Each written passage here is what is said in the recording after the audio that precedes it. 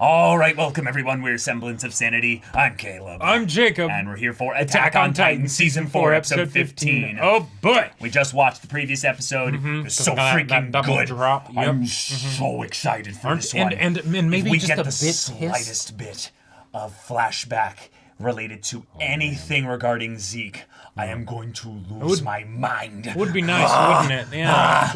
just a wee bit. Hey, I mean, sudden backstory of a side character could equal horrible tragic death. Levi has definitely been having fun on that end. You know, specifically the end with the feet. Just swish, swish, chop, chop. Yep. With that nice little immobilizing device. Oh my god, the fact that that was like something that he just jury-rigged to make work like that. This seems, this should work. This should work, you know? Levi, coolest character in Attack on Titan for a reason. Oh man, I love how they've just kept up the whole idea of like, Levi's never actually really lost, like, or even come close. Like, oh man. I really cannot, like, wait to see, like, how, like, whatever Zeke and Eren have planned here goes awry because of Levi just being this badass. Levi being this badass. The Warriors returning. That's right. The Warriors are like nearby. Yeah. Like they were nearby back then. Well, and if they moved to Back Shiganshina, then. it's like, okay, maybe they didn't know where they were going, but like, you know, that is actually a good point. Will they have tracked them? Probably. Like. You know. Yeah. That could be an interesting bit there. But yeah, this is the second to last episode of this part. Season 4. Hopefully, it's just part 1, and we get part 2 at some point. It's definitely. It has to be. It's definitely part 1. But then there's that whole thing with Mikasa and Armin. Now they're in prison. How are they going to handle all that? Hey, you know what? That's a lot of awesome characters in the same place. Yeah. That's what I like about that. That's true. That's what I like about that.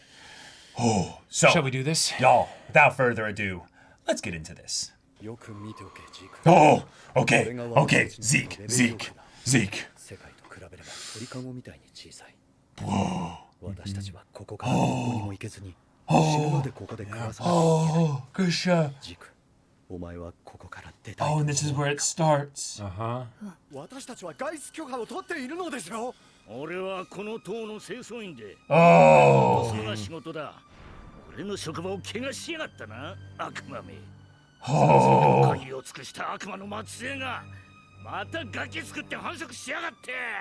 Oh my god.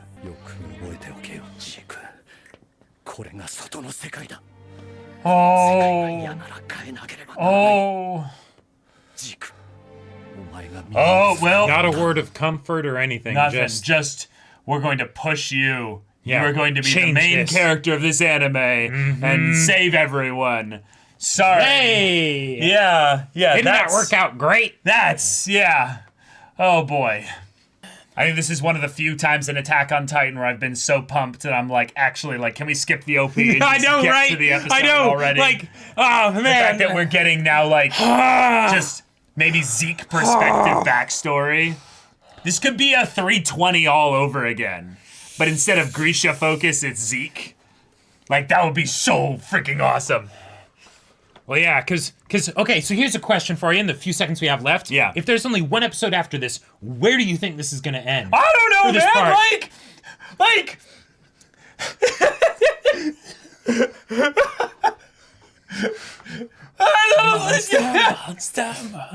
Monster. Like I want it to be on like some big reveal or something. Sure. Rather than like a Titan fight or something. Okay. Zeke in training, cool. A little wit right here. Oh. So he's the underdog.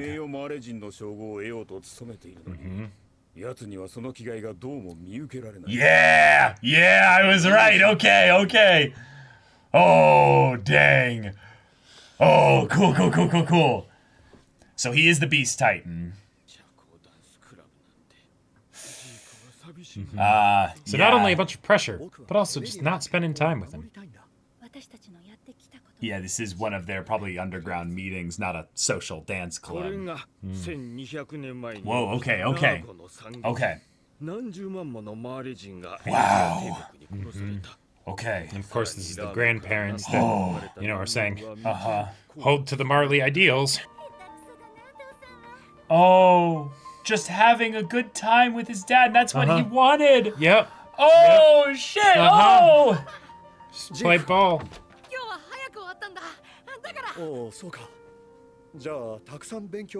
Oh, no. Oh, it's such a simple thing, but it's so... Oh. Oh, so this guy... Oh my god, I think I know what's gonna happen.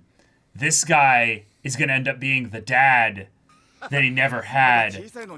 But he's probably got, like, something he's trying to push on Zeke. Oh.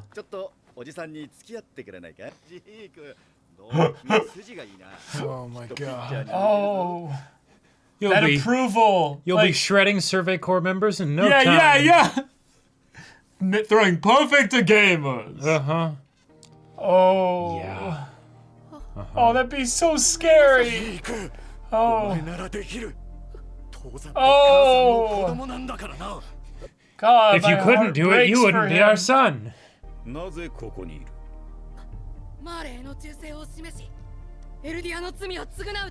God, what is he, like 10 here or something?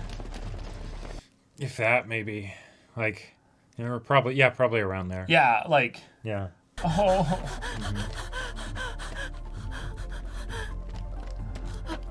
Yeah.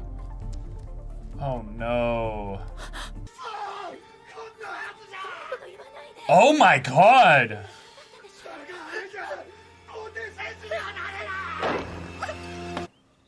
Holy crap.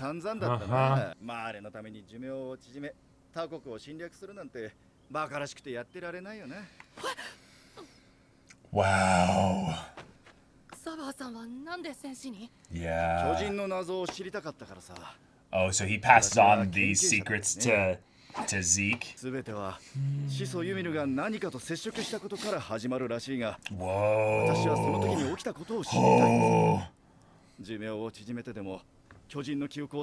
To look through Titan memories? Whoa! Holy shit. Mm-hmm. Yep. You and I.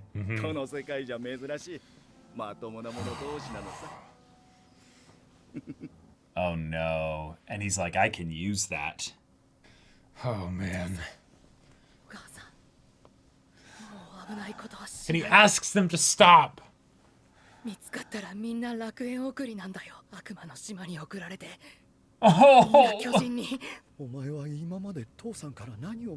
Oh, the quiver with the camera. Oh my god.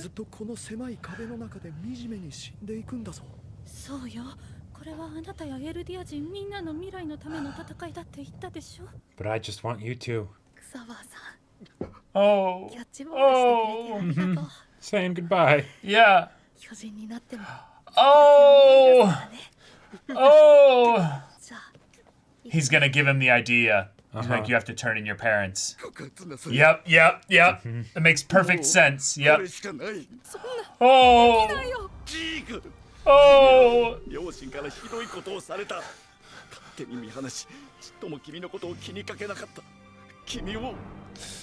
Oh. Mm-hmm. Yep. God. How much this would break him. Oh. Wow. Oh no, he's on his way out. Yeah. Yeah. His time's almost up. Oh, there they are. Yep. Oh, and Annie walking alone in the back. Oh. Holy shit. Is that how the Ackermans were?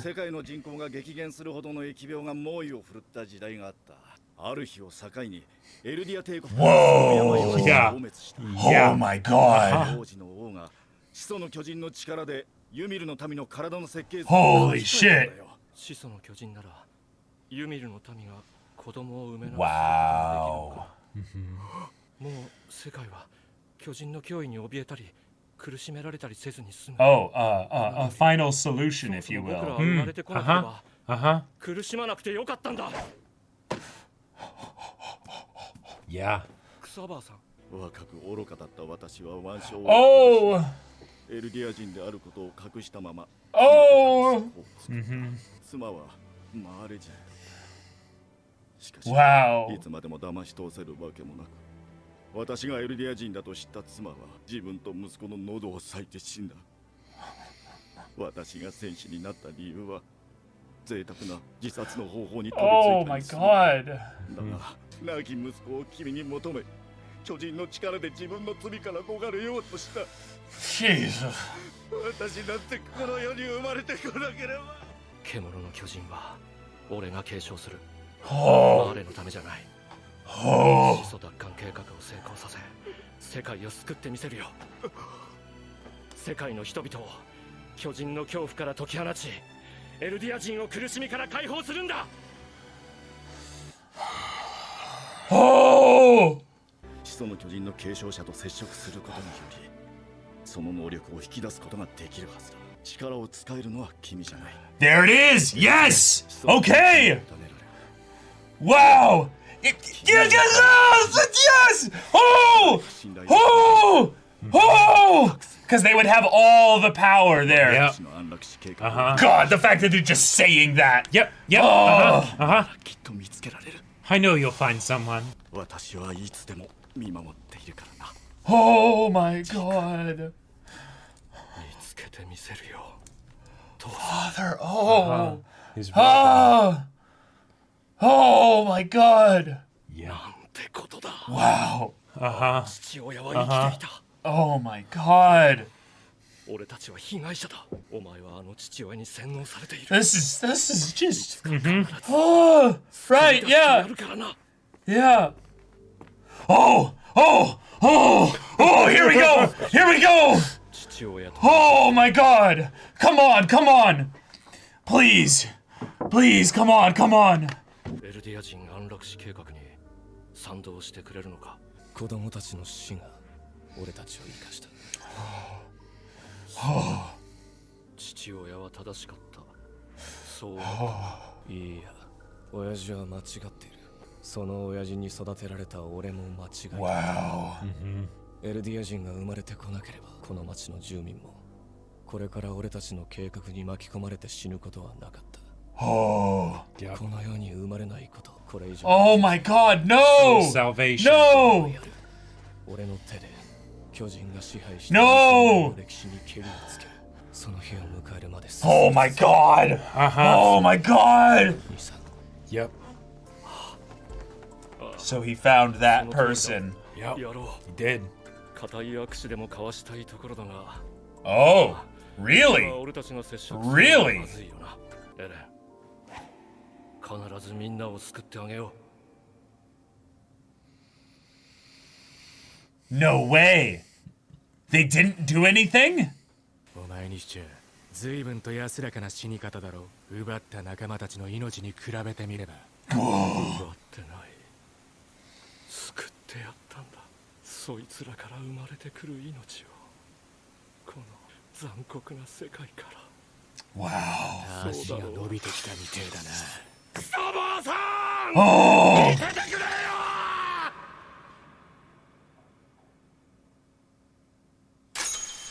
Oh! Oh! Oh! Oh! Levi! Holy crap!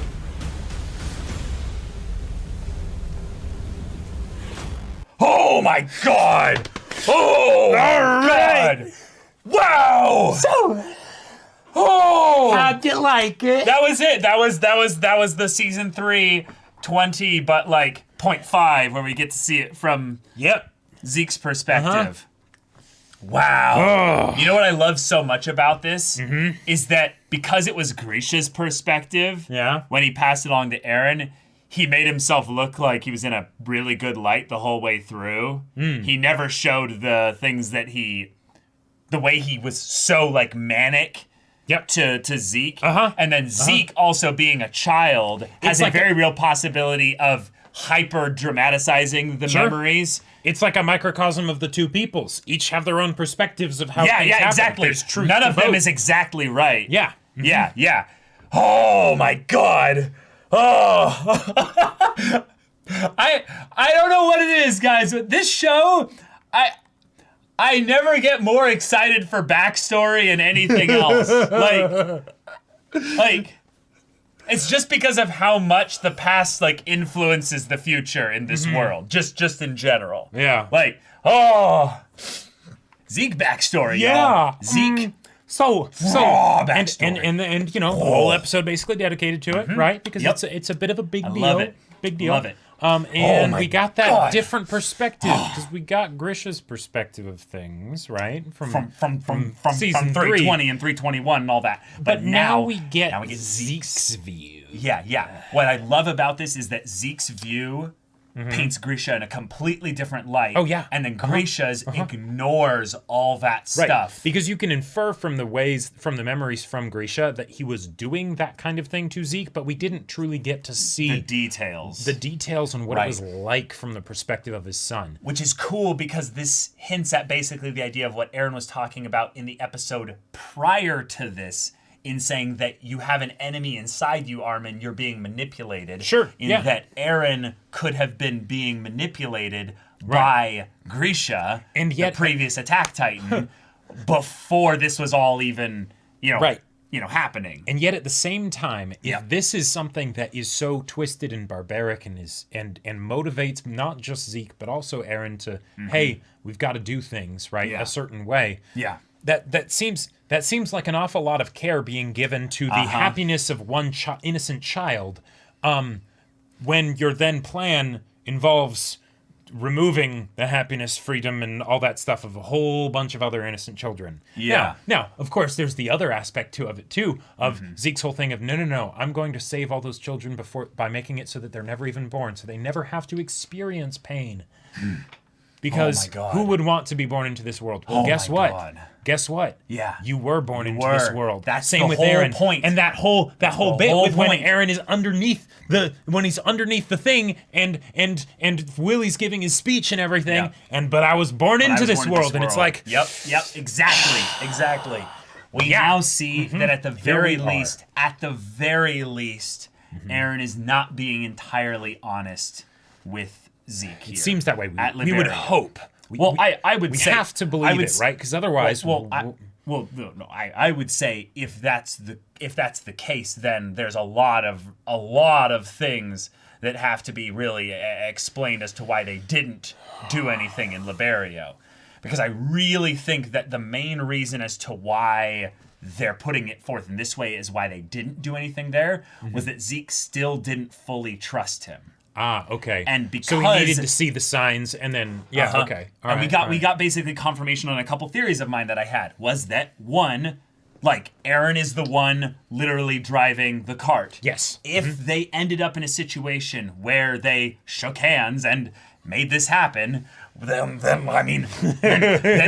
he doesn't know exactly what Eren wants here. Yeah, Eren can say all the things that he will. Right, and theoretically, in that meeting, there was probably a part of Zeke.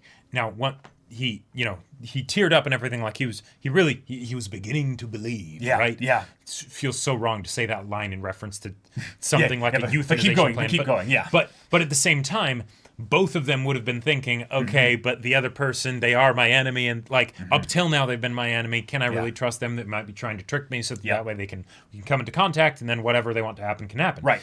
Thankfully, So they Zeke just doesn't exchanged actually the have baseball. control over it, but they exchange the baseball, and there you go, right? And That's then the rest of the season, as we know it, pretty much happens, right? Yeah. But freaking Zeke blew himself up to probably just take the gamble that he'd kill Levi and basically get away eventually, for the most part. some chunk of himself would regenerate. Right. Yeah. Now, what I'm wondering if he's trying to do here, if he's trying to just if this will activate like a weakened Titan transformation, because it's like that defense, like I think wound he'd of still sorts. no, because he's still He's vulnerable. focused on regenerating. He's focused on regenerating, and that's that's the whole thing of that's the only one way you can actually keep a Titan restrained, right? Is you make it so they can't regenerate, so their power is being diverted to that, because it is focused on fully protecting themselves rather than doing anything crazy. So if you keep it so that it's directed to that, right? If he just heals faster than Levi can get up and basically just kill Zeke because he's realizing, okay, I can't actually keep him restrained. I don't know. Like if he was just like shoulders and like a head, maybe you could just carry him at that point. I mean, he'll regenerate from that though. Yeah.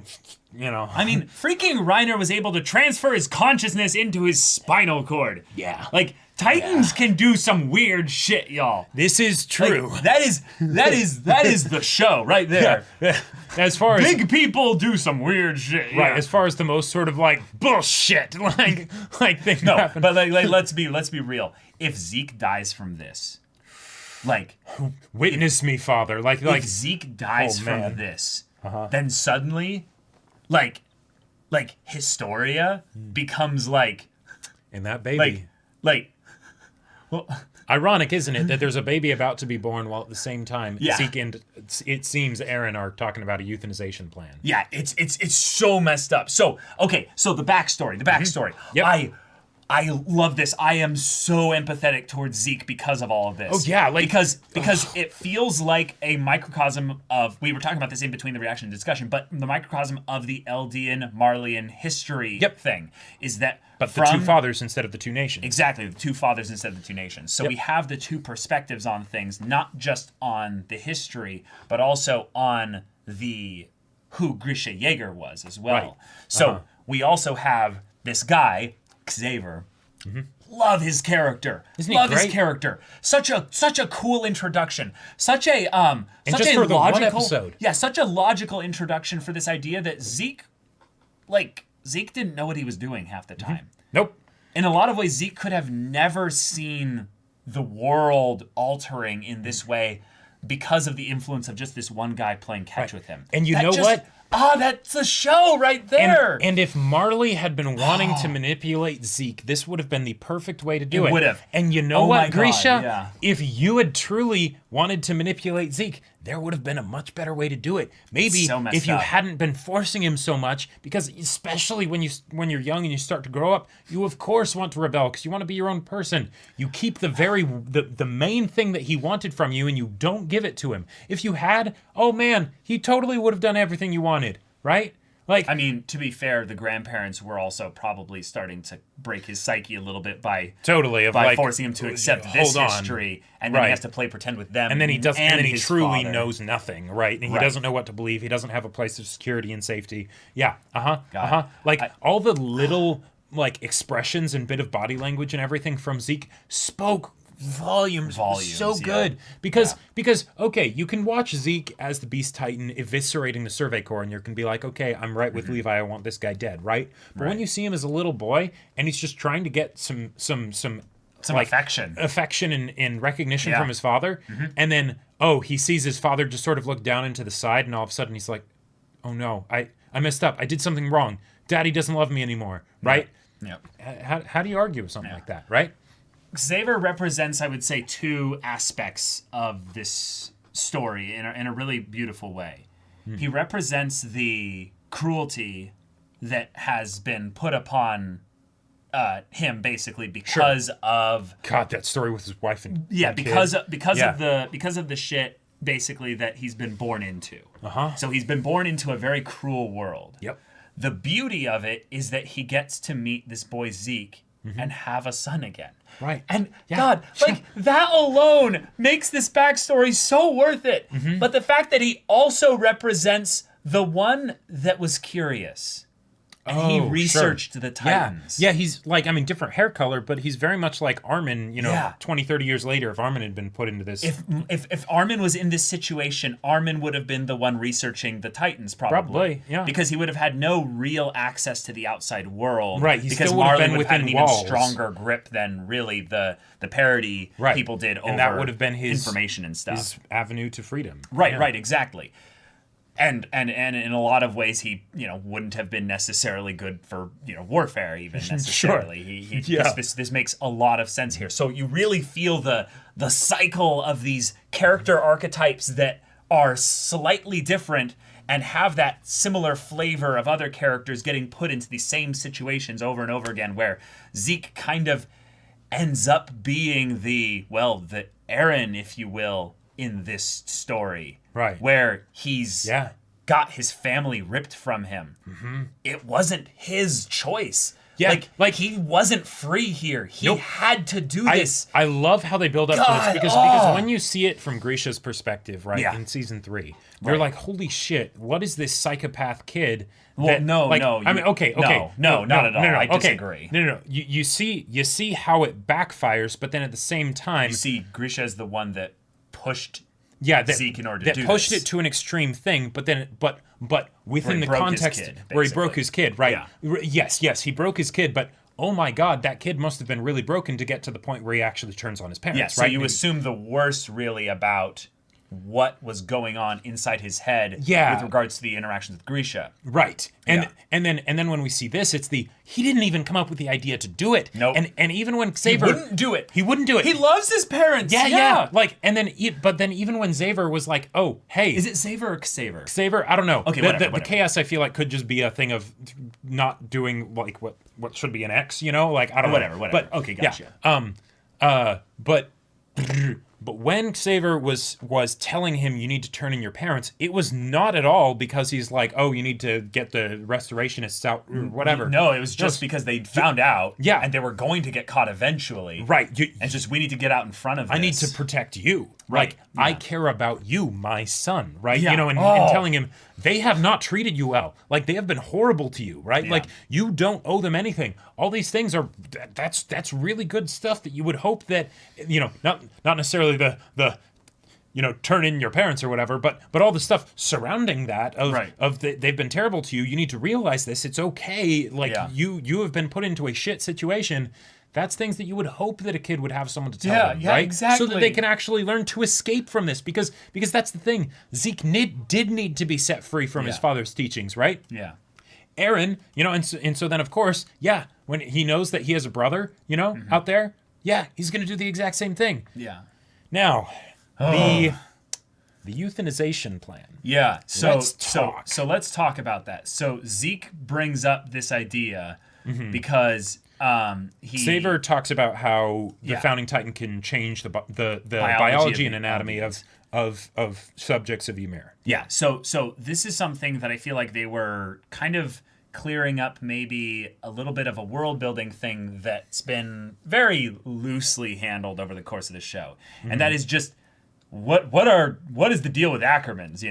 Ackermans. We got a lot of info through Kenny. Yes. And how he was kind of aware of some stuff because of his connection to was it Umi? Umi or Uri? Uri, I think was what it was. Yeah. Mm-hmm. But basically, the Ackermans have some special stuff going on with them as well. Yep. But in the respect that Xaver ends up studying, the Titans just in general, is he found out that there was a point where there was a terrible pandemic that just killed a whole bunch of people. Yep. Afterwards, the biology of basically they assume basically in the middle of it, the Eldians just suddenly didn't have a problem with it anymore. Yeah. So a founding Titan user at some point, whoever it was at that time, in the I would assume in a lot of ways. Yeah. This Assuming is that it was in the present of back then, assuming but theoretically it could have been any time. This is the part that's a little bit crazy, is that there's almost no way of being able to tell when it happened. Well, actually, okay, hold on. If it was in the middle of the epidemic and Eldians had already died and stuff from it, then okay, he says that the king at the time used the founding titan to change how their bodies if it was something from the future or the past or whatever, if paths were used in that regard, then it probably would just be that when the thing happened, for some reason, it didn't affect Eldians, Right. But yeah. But it brings up the idea that no matter where we go, the subjects of Ymir are like part of the founding titan. Yep. In the aspect that the coordinate, the point where all the paths converge from every Eldian. Yep. It starts, or it begins, or it ends, or whatever you want to call it, at the Founding Titan. Yes. And Indeed. that connection is never severed. It is constant. It is perpetual. Yep. And through those paths, there's the influence flow. that can be had Yes, on exactly. subjects of Ymir, and that with regards to like memory manipulation, like what happened with parody, and all and that. that really helps set the stage for what kind of stuff Zeke and Eren could do. Basically. Right, exactly. Like in a lot of ways, it also explains how the Titans probably came about, right? You know, it's like, okay, like, yeah, the Titans and the Ackermans and things like that, like... Well, it sets up the Ackermans. Yes, for sure. The Ackermans were made through biological manipulation, as they were at one point Eldians. Right. And for some reason now they are physically incredibly capable, according to Eren from the previous episode. They're sworn defenders of, you know, the royal family and things like that. But then also they can't be affected by memory manipulation and things like that, and potentially by anything else in the future. Who knows, right? A godlike being made beings that could not be influenced by future gods. Right. Which is kind of crazy if you think about it. Yeah. Because I think it foreshadows basically the true purpose in a lot of ways of Ackermans is that they are the check against a founding titan that's being used in a negative way. Okay. Because they can't be they can't be controlled. Yeah. The terrifying thing ultimately about a founding titan that basically just goes out of control, well, basically the thing that the show is seeming to very intentionally scare us with the possibility of Eren is that Eren could make everyone we care about, basically like everyone, be just under his thumb. Yep. Oh, definitely. Yeah. And if you potentially even memories, turn them into titans. Right. Like affecting memories, that's an instant single point in time change, right? But theoretically, but it could carry forward into all of the future as well. Yes, especially definitely. considering what the Ackermans are. Absolutely. So euthanization is just one of the things on the table. Yeah, that's pittance. That's easy, right? But if you had someone with like in the situation that we're in here, right? Because of the getting around the vow to renounce war and all that stuff, and a Titan with royal blood, and then the founding Titan, right? Being so in contact. Zeke and Eren are the perfect people to do this. That does put a potential limiter on the founding Titan's abilities being used. Right. However, if for some reason, like, if you can manipulate memories in theoretically like an instant, right? Who's to say you couldn't literally be like puppeteering everybody if you had a constant? There's nothing founding that says you Titan can do control. that. That's literally what I thought was going on. Just in general, was that Eren had already established all the stepping stones for whatever their plan is. And that's why he seems so confident. That's why he just walks into this room and stuff and says he's free. Yeah. He's like, I already know where this is going. I just need to basically just play my part. And what's crazy is that so your whole thing of the Ackermans being a check against like founding Titans and stuff potentially, I like that, but then it's also one of those things that's potentially terrifying. Because, it's very terrifying. Because imagine if like the show ends with Mikasa needing to kill Eren. Like that. That's very possible. In a lot of ways, one of the things that I thought about from the previous episode was that Eren was antagonizing them to basically say, I am the bad guy here. I cannot have you following me and protecting me because I need you both to live. I need you both to survive this. Like, I'm about to do some things that will not be okay. You guys will not be okay with it. Like there's a lot of things about the idea of Zeke's plan being something where he's going to sterilize and euthanize all the Eldians, where it's in like... many ways, it's very humane, right? Yeah, but in a lot of ways, what he's basically doing by like having that be the case is saying, when the world attacks, then... Yeah. All the Eldians would just get killed. Right. What's the point of having... Yeah. What's... Because that's the thing that is so crazy about this. Do you want that world to exist? Right. If theoretically, like let's say that him and Eren met and they decided to do it or whatever, and then it's like, okay, we're going to do this euthanization plan. They do it. And then they broadcast to the world, hey, by the way, we just euthanized all the Eldians, so Who cares? Well, no, but like Put them all into internment camps and the cycle repeats on sure. an even grander scale, and it's just parody gets reclaimed. Okay, but then okay. it's in 100 years this won't be a problem anymore. We've taken care of it. So if you could let us just like have this paradise for what little time we have left, you know, And we'll just die out. and then we'll just die out, and guys can in 100 blockade years us. you won't have to That's worry about so it. freaking dark. Oh, it's totally dark. That's so dark. That's not freedom. Well, yeah, Well, in the grave there are no masters, to quote another show. yeah. Oh my god. There is something really, really, really dark and potentially scary about the idea where Eren's thinking about this as being like, I'm free because I'm already dead. Like, I've already seen that in order for Okay. this all to go the way I need it to, I need to die.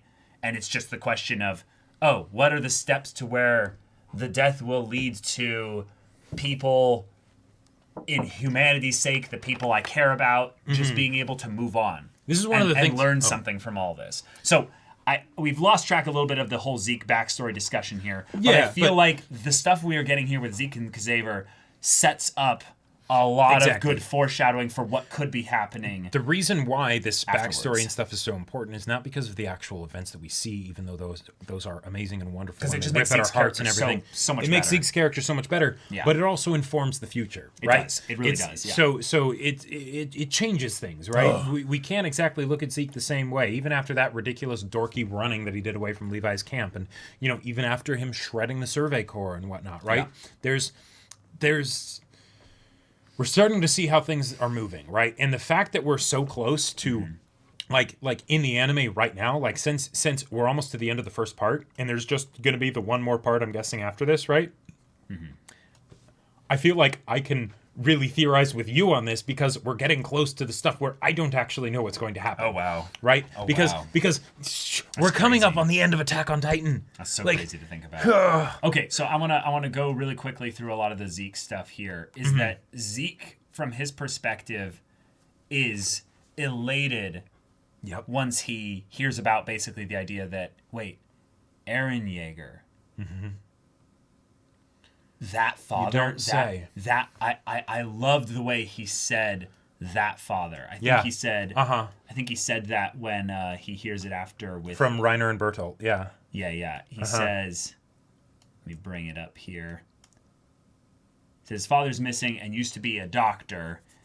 And then, unbelievable, that father. I love that because this is the moment basically where he starts to despair, thinking like, oh my God, he's made another one. Like he's going at it all this way again. But then at the same I time, have to save him.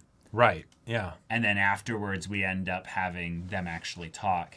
Yep. And Eren brings up the idea that, well, okay, when I saw the memories of him slaughtering the royal family, He truly in has season 3, both perspectives in a way that even Zeke doesn't. It's true, yeah. Yeah. It feels like in a lot of ways he could totally be like with Zeke's plan to a degree. Well, and that's Where why it's- that's probably why he's the main character, right? Because if Yeah. he has both the perspectives, then hopefully he can actually affect some change that will be lasting and that will be good, right? And since we've been going on this timeline so long, hopefully this is the final timeline. Hopefully it doesn't end with and next time maybe we'll get it right, God. But we can't know.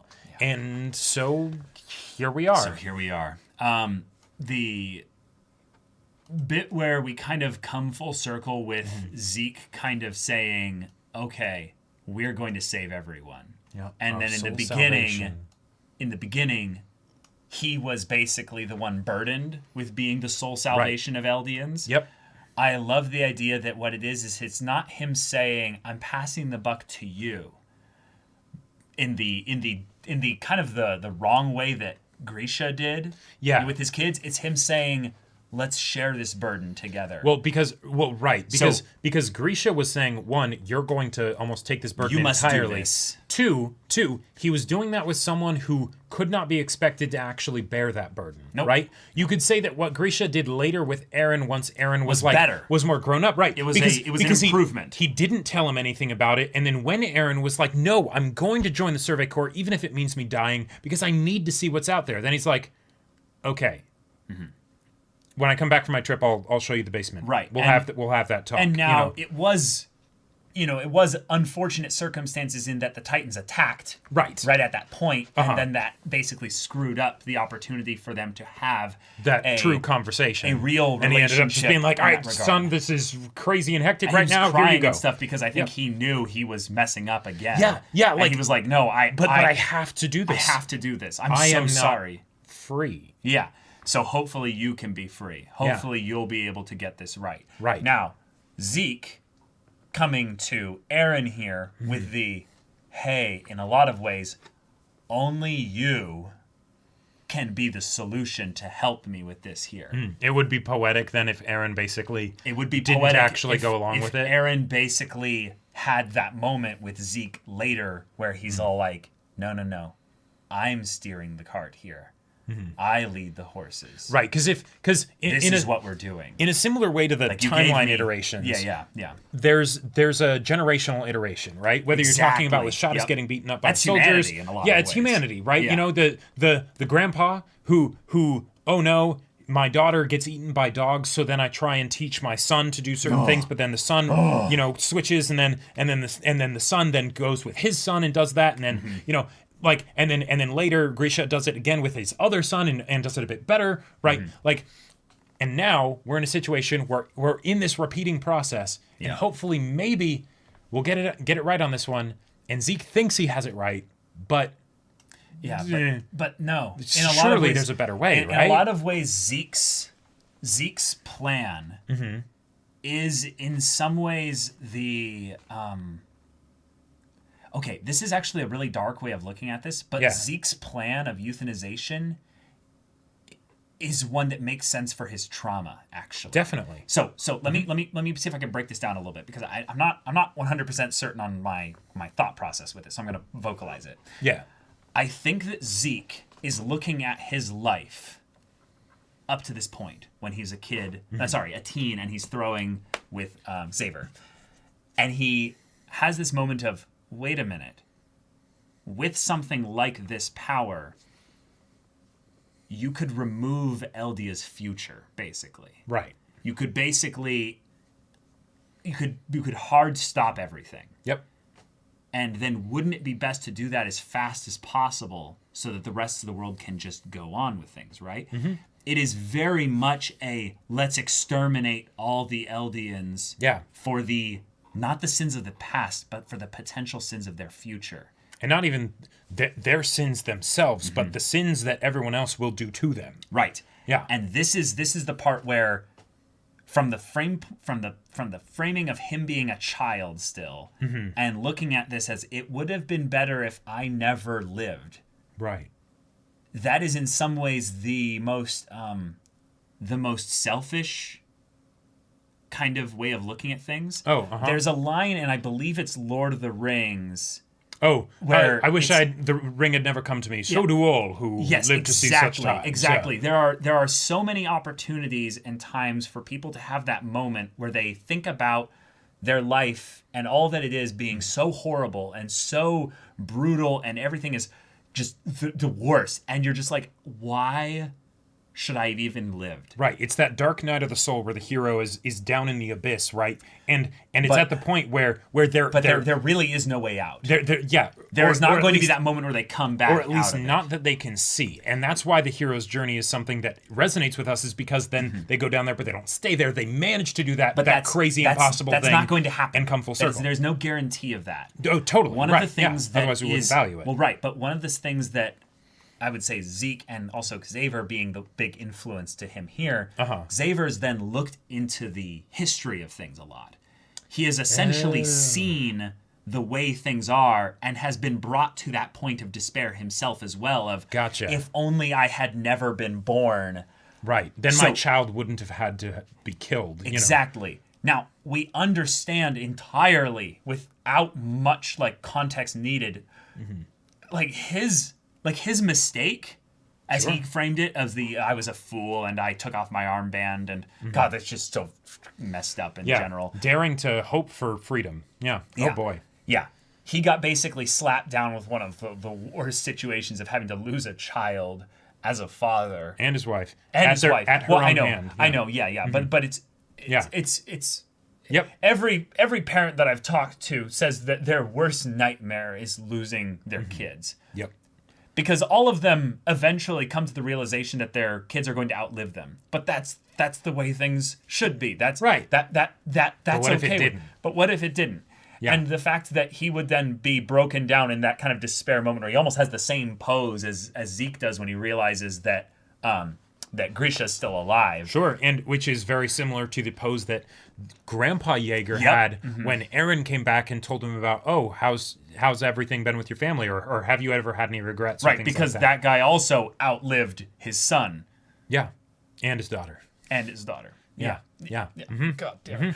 But here, I think my thought process coming to this is that Eren is at some point going to realize, if he hasn't yet, because I could see Eren being also in despair right now, rather than just him being at a constant state of, seeing all things with Eren has been at despair at various points throughout the show, and that was the trend of his arc. Like before the time skip, in season 3. Yeah. Well, especially in season 3. Yeah. That was where it was probably strongest. But if Zeke's plan is something that basically gives no future for all of these people, right? I can't see Eren accepting that and then have the audacity to call himself free. Yeah, and that's why I love what Armin said to him so much, because it's don't you dare call yourself free. Yeah. Like, can I go back to that actually? I think that there's a possibility, a small possibility, that Eren was actually maybe, just in the slightest bit, trying to rile up Armin's spirit again. Oh, so that he would say that back to him? Just so that he would give him something. Just give him something. Yeah. Because it's unfortunate, but he's never looked to Mikasa for that. No. Never. And that's why I feel like there is that element of that kernel of truth of he didn't hate her, right, but exactly. he definitely resented her. Yeah, we hope that it's a lie, but the best lies are mixed with a kernel of truth. And the idea that she never questioned him about things, like she very much was like, yep, Eren. Yeah. Yeah. Now, if that's something that she truly chooses, right. Which, his whole thing was, I don't think you did. I think that's just you being a slave still. But if she did choose that, that is the form of being free. Yeah. I really hope that we head to some kind of almost like a Mass Effect 3 style ending. Oh, yeah. Where it's basically Eren holding unlimited power, and it's him basically deciding how humanity continues.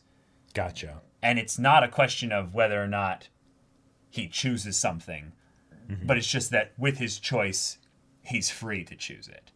Okay. And the unfortunate thing is I could very easily see this going towards a Code Geass style ending, where, those who do not sacrifice anything can't truly change anything. And that is something that Attack on Titan has built up since the very beginning of the show. Beginning. Like even at the end of season 1, it was like the thing that they kept hammering in. Yeah. Yeah. I loved this episode. This is going to be right up there with my 320 kind of rewatch, soak it up, pour over all the little things and stuff. Because there's a lot of little things in here where I'm like, is that hinting at this? And I don't have any very real sense of wait, what it could be. Well, but there's all these little things that they just kind of say in this episode, like the fact that Xavier says, look, everything started when the founder Ymir touched something. And it's just like, wait, what's that? How would you know anything about You can't just drop lines like that. Yeah, how would you know anything about what the founder did? Right. Is that something where with just Titan memory lineage stuff, they can quantify with science, some kind of we induce them into some kind of a sensory deprivation chamber, and we question the being inside that's memories are of a previous Titan thing, and then we ask them to do the same thing, and we inception this down 57 generations back. What the heck? so here's one of the other thing that gets weird about this, right? It's kind of like if you there's so much of these little things. There was this movie Next where the guy could see 2 minutes into the future, right? Oh, sure. And then they were very creative with that. It was a pretty silly movie. Yeah, it's just fairly silly. Yeah, but yeah. if you can see memories, but like say the further back you go, the memories get murkier, right? As sort of a limiting factor. What about the memories that the person that you're looking into the memories of saw from the previous person? Right. Like, couldn't you just daisy chain it the whole way back to the couldn't beginning? you? You know. Well, that's in some ways what I feel like the Founding Titan is just essentially capable of. Memory manipulation following in the... Well, right. But essentially, the memory manipulation in general just betrays that, almost. It has to. Because just saying, everyone loses the memories of the past...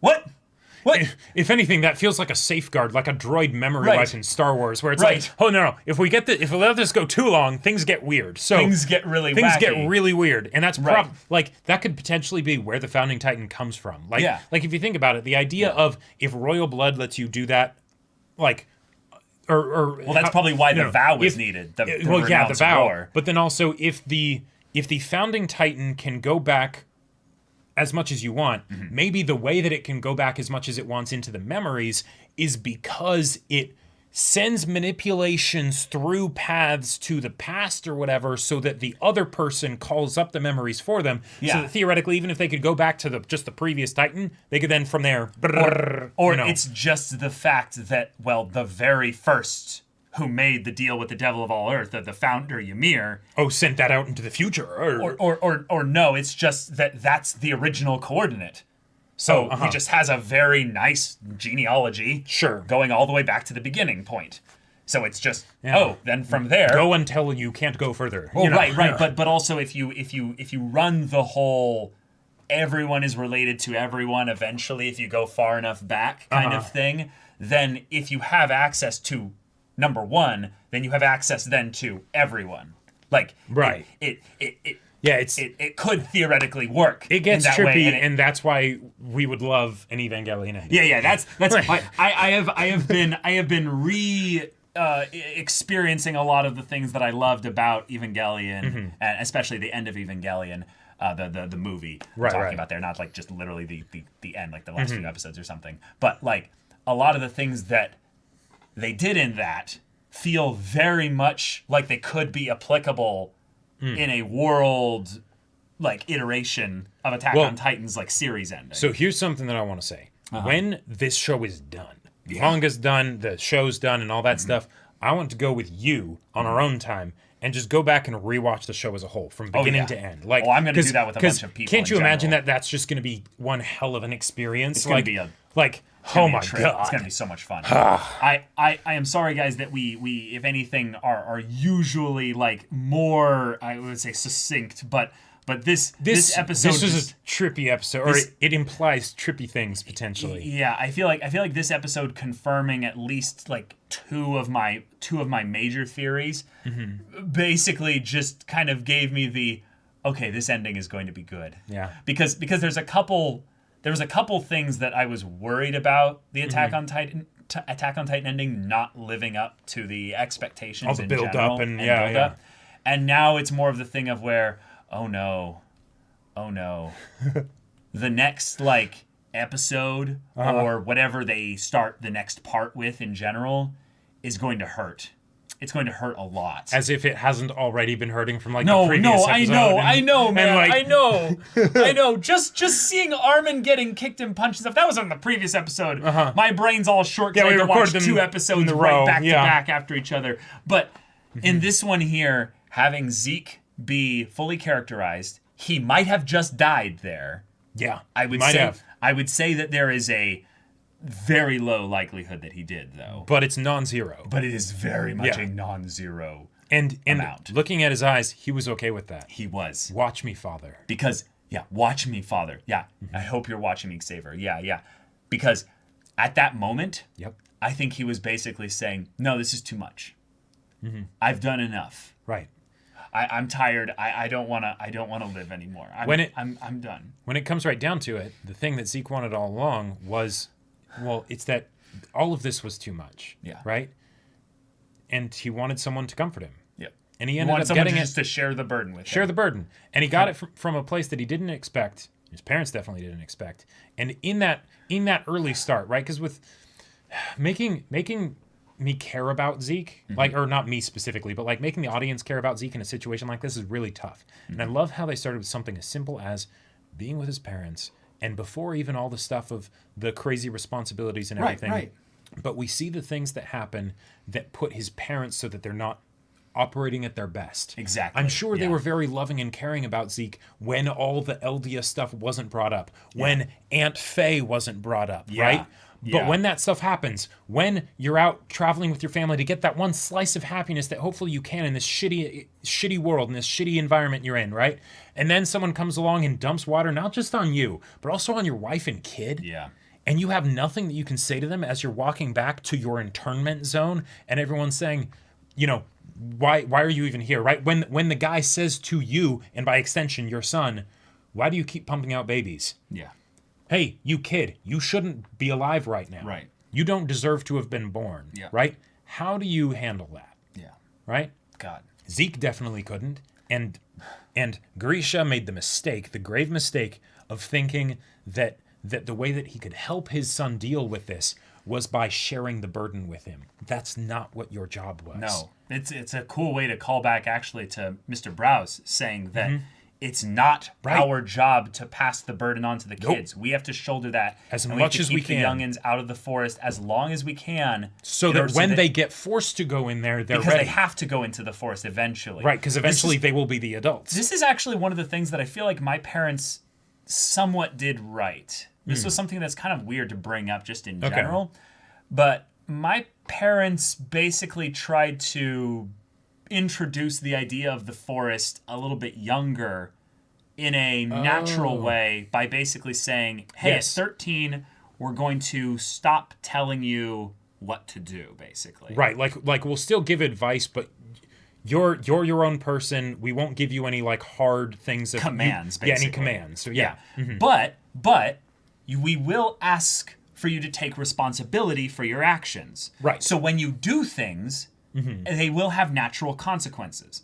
We won't be petty or vindictive or try to punish you for them. Right. But it was a thing where I remember my parents trying to be like, we have the instinct, though, of what our parents taught us to do. And we have to intentionally shoulder that weight ourselves and not pass that on to our teenagers. Right. We still had a very sheltered upbringing, but it was one of those things where like our parents... Where they realized, if we try to shelter them too much into their teens, we could end up ruining some things there. Exactly. So we're going to make this course correction Let them make here. mistakes while we can be the safety net for them that keeps most of the crap that's out there, But not all of them. But not all of them. No, not all of them. Yeah. No, in a lot of ways, that was where some really cool things happened where, like, I was the oldest of the kids. Right, so you had this first. You were the guinea pig kind of with this whole thing. And in some ways, I feel like that's kind of cool. But it was also something where I remember having moments where my dad would just be like, hey, I'm here for you, buddy. But that's, you decided that, so that's something that's just going to happen. And it was a really like scary thing to be like, oh, but you're just not going to take care of this for me. Yeah, but don't you care? Right. Yeah. But also having this thing of like, but I can intentionally make choices here that can shape things into, many different paths, if you will. And suddenly once Zeke starts to get agency, right, he starts to do things that he thinks will help, right? And in certain situations and for helping with certain things, it does help. But there are costs associated. And because of the perspective that he now has, does he truly weigh what those costs mean? Right. Yeah. I would posit that he doesn't. Not entirely, but who does? No one is truly unbiased in that kind of regard. Maybe if you had some kind of crazy paths connection and were, had some connection to, time and space or whatever, maybe then, maybe. Hopefully then there will be some happy ending. God, I just love how much things keep going back to a lot of the things that we've been given over the course of the last 3 seasons before this, with regards to, being born into this world. It's such a good line. The sake of freedom and stuff, and then also just the stuff that's, been set up with Eren, so that when Zeke and him have this eventual collision here in Liberio, given that there was a point where they came really close to interacting with each other, and you could tell even back then with Zeke being limbless and broken and stuff, he was still Eren, I will come back. I will like rescue you from our father's brainwashing. That or was whatever. not part of some deception. He really believed that. He 100% cared about believed this that. brother that he'd never really met before. Right. And that's crazy to think about then, that since that point when Yelena finally got to actually interact with Eren, she was able to Deliver that message. deliver basically that bit there. Yep. And I really want to know, like, I really want to know almost like what was the full contents of that. I mean, it was probably more or less filling him in on the euthanization plan and all that stuff. But yeah. Probably. But just the idea then that Zeke, having just been through a similar experience, although an iteration before, in that Grisha kind of learned a little bit from the Zeke situation and did things differently with Eren, and yet they both ended up kind of on parallel paths, if you will. Yeah. And then it guides them eventually towards this conclusion where they bump into each other, and it's like, wow, this was inevitable. Like, if you think about it, that it gives me chills, that gives man. additional meaning also to why Eren Kruger, the owl, said to love someone within the walls. Not just to bear children within the walls, but to love someone within the walls, right? Because that was the thing that Zeke never got. Yeah. Right? So, yeah. Oh man, I love so this show. many cool I love things this like show. that. It's so awesome. So, y'all, thank you so much for watching these episodes, reaction and discussion. If you want to see a full-length timer version of this reaction and discussion, right now, go check out the link in the description below for our Patreon. Any level of support there gets you access to our Discord, where you can chat with us in the community there about Attack on Titan. There's stuff for the anime onlys. There's stuff for the manga people in there. If you want to be involved with our big double Attack on Titan discussion, where we talk about episodes 14 and 15 on Twitch. That'll be tomorrow at 3 p.m. Pacific time. Actually, no, this video will be coming up on Monday, so it'll be... but basically the podcast that we do, Mondays, 3 p.m. Pacific time. Right. All the Twitch description stuff is in the description. Yeah. But code because word. next week is going to be the final episode of this part of Attack on Titan. Yeah. So we weren't able to do any comments on this video because the episodes came out at the same time. Yeah, but, exactly. I think it's "Let's Save the World" or something like that when he tosses the baseball. Eren, we're gonna save everyone. That's it. That's kind of long. We're gonna save everyone. I don't know. Eren, we're gonna save everyone. Let's do it. Yeah. Okay. All right. It's fine. It's fine. All right. Eren, we're gonna save everyone. Okay. I want that to be it. So. All right. Oh my God, y'all, take care, and we'll see you in the next one. But until then, we're Semblance of Sanity. I'm Caleb. I'm Jacob. And we'll see you all next time.